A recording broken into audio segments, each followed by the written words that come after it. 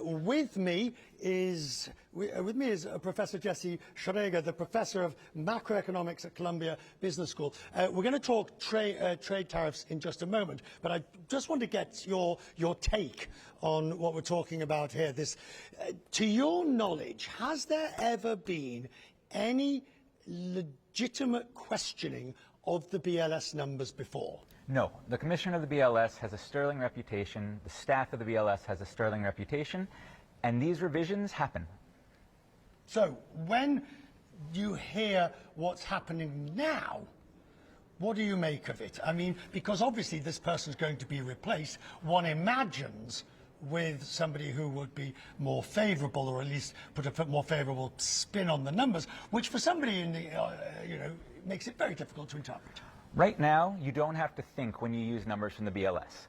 This is happening, at high frequency, so we don't even know who President Trump is considering replacing the current commissioner with. However, any time someone is removed from their position for political reasons, you always have to worry about what the motivations of the replacement are going to be. And that's what's going to be happening now? I would assume so. Right. You're here to talk about tariffs. The deadline's passed and the president's wasted no time. U.S. trading partners had until midnight. I'll go through the facts. U.S. trading partners had until midnight to reach a deal. Those who haven't face tariffs ranging from 10 to 41% that kick in next week. Wall Street summer rally came to a screeching halt. The Dow dropped about 500 points. The S&P 500 was a percent and a half. The Nasdaq got absolutely clobbered, 2.25% off. White House officials say Americans will be thanking the president at the end of the day. We've been hearing a lot about uncertainty over the last few months, but that's all resolved now.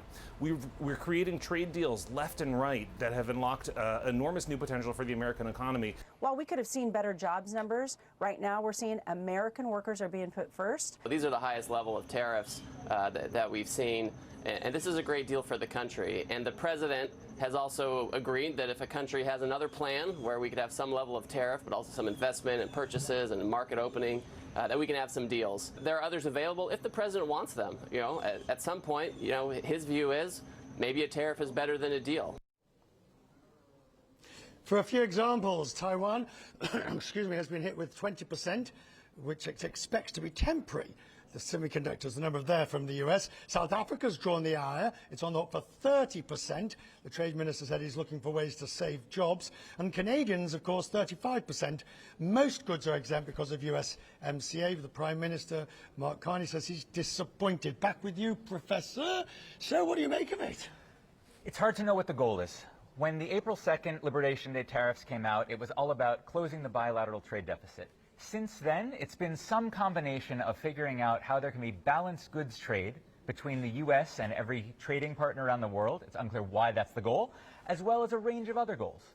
Revenue, and then I would say geoeconomic pressure. How are you going to use the threat of these tariffs to get other things that you'd like? Okay, we'll do a geo in just a second, but the revenue we know is quite large that's coming in. It won't offset increased deficits, but it is quite large, the revenue. Is it going to actually improve America's exports and reduce imports? So, fundamentally, yes. I believe that if you were to raise tariffs on foreign goods, you're making the price of buying things from abroad higher, keeping the price of stuff that's made domestically the same, there should be some adjustment. However, in the long run, trade deficits are driven by differences between savings and investment. Nothing there should really change.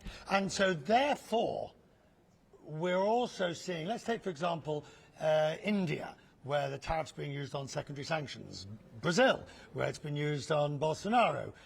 Canada, where it's been used on fentanyl and, seemingly, Palestinian statehood. One imagines that's not going to change, but you say this isn't necessarily a strong way of using tariffs. Well, so it's not exactly clear what the asks are. Right. There's a sense in which India is being punished for buying Russian oil. The tariff on Russia is 10%.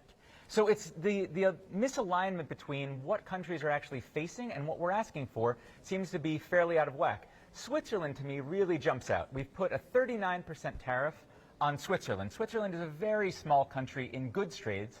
They're very important to us in the international financial system. Why are we pressuring Switzerland in goods? Pharmaceuticals.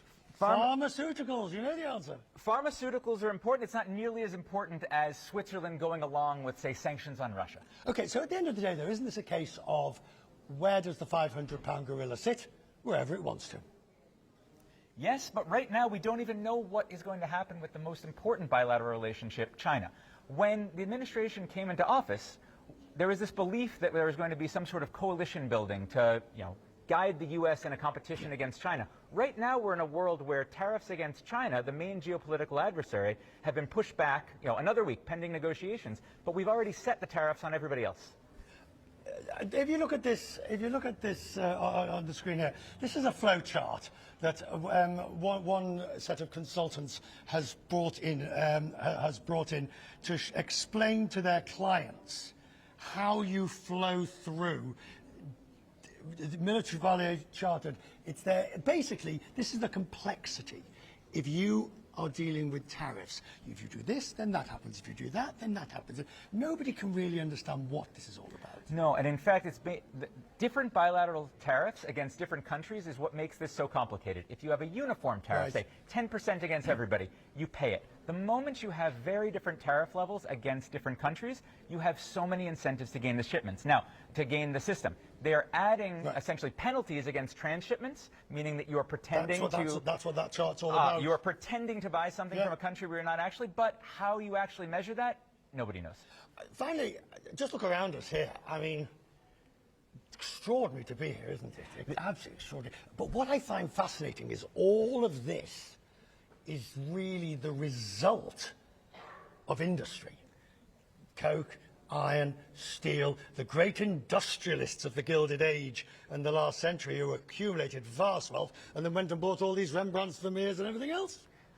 It really is, and today the rhetoric is around the possibility of bringing, say, some industries back to the U.S. I'm actually surprised how much the tariffs are currently focused on a lot of those same products that you mentioned were so important in kind of the last Gilded Age. Absolutely, the last Gilded Age. If you had any one of them, which would you take home? I think I'd have to go with that one over there. What, the Turner, the one of the Turner? Yes. Yes, all right. I'll have a word with the director. Good to see you, sir. I'm very grateful. Thank you very much for Thank joining you us. so much for having me. Very much.